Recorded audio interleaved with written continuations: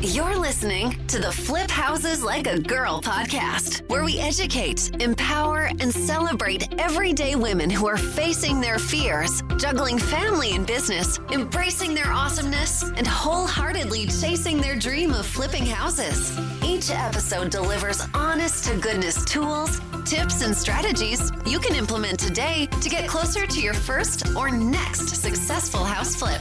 Here's your spiky-haired, breakfast taco-loving host, house flipping coach, Debbie DeBeery.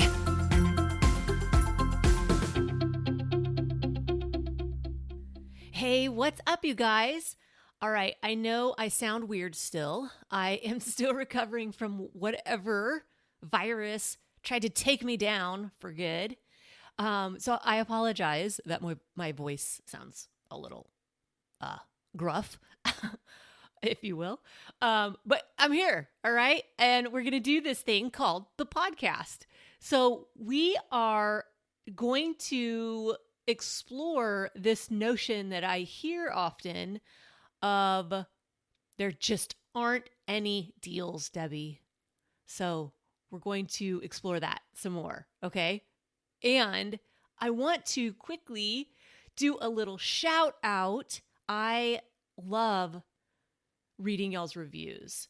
So if you haven't done so, please leave a rating and review for this little podcast of ours. Because remember, it helps me reach more like-minded people and ultimately the little ones who are watching, right? Because there's always a kid watching what we're up to.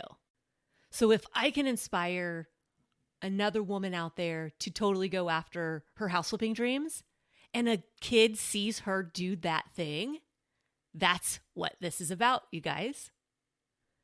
So again, thank you so much for taking the time to leave me feedback on the podcast. So I want to share one with you. This is from Caitlin Watson. And she leaves such an awesome review here. She says, I have always had an interest in flipping houses. I'm still in the research phase, but this podcast has been so informative and has helped paint a clearer picture of exactly how and where to get started. Hoping to start on my first project around the first of the year, fingers crossed. And then she goes on to share how she also lost her mom 2 years ago and how disorienting that was and how just crappy it is, you know? And she talks about how she and her mom had an HGTV addiction, and that just hits home. So, Caitlin, thank you so much for taking the time to leave this review and sharing a little bit about your story with me. It really means so much to me. You have no idea. So thank you very much. I'm grateful. All right. So if you would please leave a rating and a review, especially if you listen on iTunes. Apparently that's the easiest place to do so, and other platforms don't offer ratings or reviews. And maybe I'll be giving you a shout out soon. All right, let's get into this. So one of the biggest things I hear people say that's holding them back from doing their first flip is this notion of there aren't any deals, Debbie, or there are a lack of deals, or there's just my market's saturated and there aren't any deals available. There are plenty of deals available. For example, I've got a partner who's flipped 40 houses already in one of the hottest markets in the country, right here, Austin, Texas. I've got a brother in another super hot market in the country, Denver, Colorado. He's also at around 40 houses already this year. So that's not true. It's not true that deals aren't available. All right? They're doing things the right way, though, and we'll get to that shortly. So when I hear the response, I can't find deals, or deals aren't available, whatever, I can usually guess a few things, okay? I can usually guess that that person isn't doing any targeted marketing on a consistent basis, okay? Whether it's paid or free, whether they're driving for dollars, whether they're paying for marketing. They're not doing any of it. I also can guess that that person is relying solely on the MLS or potentially wholesalers and maybe even auction sites to find deals. Okay? I can also guess that that person has unrealistic expectations and maybe they just haven't been told any differently. So, can you find deals on the MLS? Oh, yeah, for sure you can. I've found lots of my deals on the MLS. You're going to have to be two things. You're going to have to be patient, and you're also going to have to act fast. So if you're only waiting for an MLS deal, you're one of like a bazillion other buyers who are also waiting for MLS deals. And you're going to have to be willing to wait for a while for a deal to work out in your favor. And you're also going to have to be super confident in your ability to make decisions quickly enough to jump on those deals quickly, okay? And then wholesalers, can you find deals through wholesalers? Absolutely you can. Again, I've found lots of mine through wholesalers, okay? But you're just going to have to be patient. Again, you're going to have to be patient and you're going to have to act fast because you've got a ton of competing hungry investors who are on those wholesalers buyers lists and they're ready to pounce on a deal. So words of wisdom here. Now, if you are working with wholesalers, you've got to be sure you're working with wholesalers who are actually spending like tens of thousands of dollars marketing for deals. Otherwise, if you're working with mom and pop wholesalers, I'm sorry, but they are not generating enough deals. They just aren't. They've got to either be trading a lot of time or money to be generating enough deals for all the investor buyers on their lists, okay? So just make sure that they're actually out there marketing and getting deals, all right? Also, you better know your areas like the back of your hand, or you better have a realtor on your team who does. And you've got to take a contractor with you on the walkthroughs, on the property showings. Why? Because I can almost guarantee you that the ARV or the after repair value that the wholesaler tells you is going to be inflated and the repair estimate that they tell you is going to be short. All right? So you need a contractor there to verify the repairs, and you're going to need, if you don't know firsthand knowledge of the area, you're going to need a super smart realtor who can give you that information. Because here's the thing, you're going to have to decide right then and there at that property showing whether or not you're jumping on the deal, okay? So wholesalers and MLS, now generally speaking, those are the slowest ways to find a deal. They just are. And if that's okay with you, then great. I have zero judgment around it. Like, whatever works for you, works for you. I don't care how fast you find your first or next deal, as long as you're happy with the speed. Whatever pace feels right for you, do it, okay? Now, if you do choose the slower routes, though, you're really not in a position to complain about not finding deals because you're not proactively looking for deals. It's just not fair. Like, it makes no sense. Here's the thing. You want to know a secret? I'm going to tell you a secret. You know who ends up finding the most deals each year? It's the person who gets in front of the most owners, the most highly targeted owners. That's it.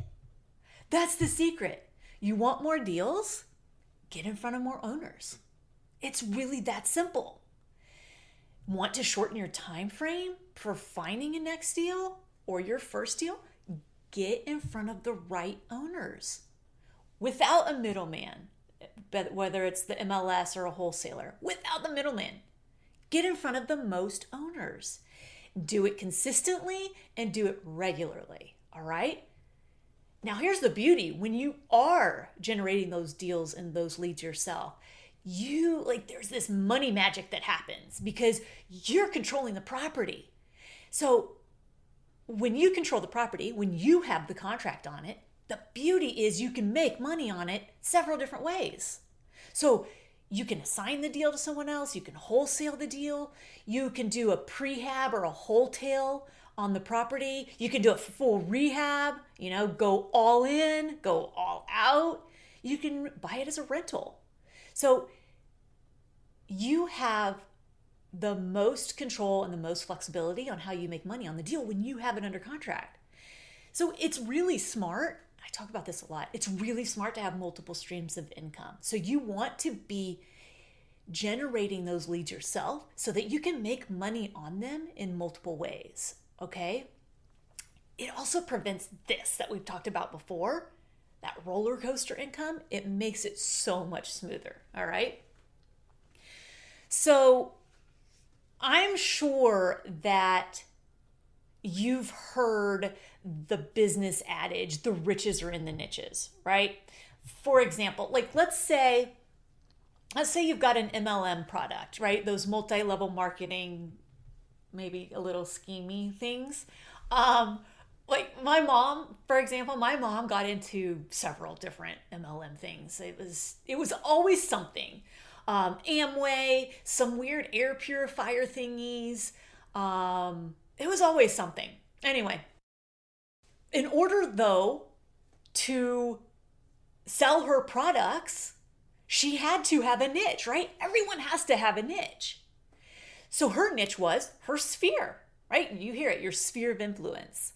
So her friends, her family, her hairdresser, like all her sphere of influence, that's who she sold all these Amway things to and all her other gadgets. As a real estate agent, you've got your sphere of influence that you target. And you may even farm an area, right? Where you pick a neighborhood and you become that neighborhood expert. Maybe you pick a couple of them. You become that expert of those areas. That's niching down. You also do it like when your kid comes home with a fundraiser activity. You niche down. You sell that to your friends and family. You send them around to the neighbors, right? Everything. You niche down. Even when it comes to, this is going to be a stretch for some of you, but even when it comes to finding a significant other, you have to niche down. Here's what I mean by that. Let's say, I have a friend and she's like, gosh, I really just want to meet a guy. I want a boyfriend. Okay. So she goes through like a series of really crappy guys and it never really works out. That's because she's just looking for a boyfriend. All right. You have to niche down. How about saying, I'm looking for a nice guy who has a steady job with stable income, who owns a house, who has some sort of responsibilities out in the world. Like you have to niche down.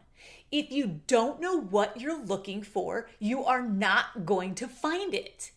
Plain and simple. Okay. And this is totally true. 100% applicable to flipping houses. So remember earlier I said that one of the things I can guess is that the person isn't doing any targeted marketing if they say that they aren't able to find deals. So this is what I mean by that. Most new flippers fail to niche down. So instead of strategically targeting areas, they're open to deals basically anywhere in their city or county or metro area. This is 100% wrong. This will only lead to overwhelm, analysis paralysis. All of that just leads to no deals. Okay? You cannot possibly be an expert and know all of the nuances of every single little nook and cranny of your city if you're in a large metro area. Even if you're in a rural area, you cannot. You have to niche down. And people fight this. People feel as though if they niche down, meaning they decide to target just a few neighborhoods and be super expert on those areas, then they might miss out on a deal somewhere else. And I can guarantee you that if you don't niche down, you are going to miss out on deals everywhere because you don't know what the heck you're looking for. You don't know, every single area is going to have different property types that are appealing to people. So this neighborhood may be like that people want 2-story houses. This neighborhood, it may be single story, less than 1,700 square feet. You won't know that for every single area. You have got to niche down. And I promise you that niching down, it's going to feel like you're cutting off the like you're restricting the potential flow of deals. And I promise you, you're not.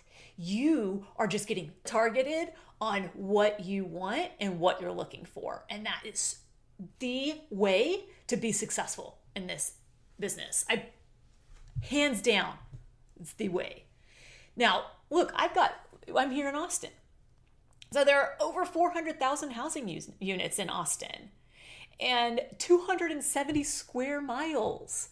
Like, there's no possible way that I could know all of the areas of Austin.